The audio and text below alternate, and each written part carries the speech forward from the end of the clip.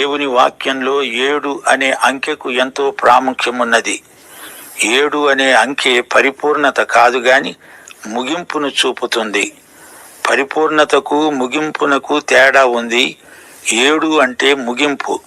ఇశ్రాయేలుతో దేవుని నిబంధన, సబ్బాతు, సున్నతి, ఆరాధన ఇవన్నీ 7వ రోజుతో ముడిపెట్టబడినవి. యెరికో పట్టణం చుట్టూ బూరలు ఊదుతూ యాజకులు 7 సార్లు ప్రదక్షిణం చేశారు. నయమాను 7 సార్లు యొర్దాను నదిలో మునగాల్సి వచ్చింది. ప్రభువు నేర్పిన మాదిరి ప్రార్థనలో 7 అంశాలున్నాయి.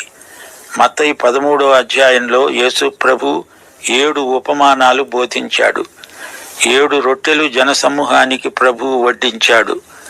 శిలువ నుండి యేసు 7 మాటలు పలికాడు.